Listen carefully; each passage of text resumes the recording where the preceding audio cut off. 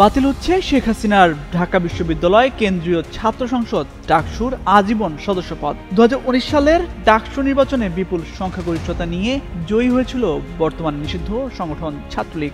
এরপরেই ডাকসুর দ্বিতীয় সাধারণ সভায় সিদ্ধান্ত নেওয়া হয়েছিল শেখ হাসিনাকে আজীবন সদস্যপদ দেওয়ার।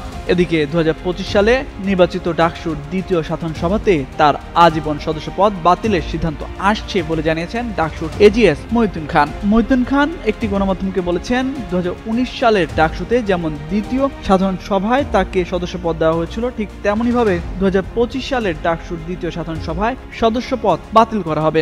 সব নির্বাচিত প্রতিনিধি সিদ্ধান্তটিতে নীতিগতভাবে একমত হয়েছেন, ফলে এটি কেবল আনুষ্ঠানিকতা মাত্র। তিনি আরো জানান, শিক্ষার্থীদের সঙ্গে নিয়েই ডাকসুর কার্যক্রম পরিচালনা করা হচ্ছে।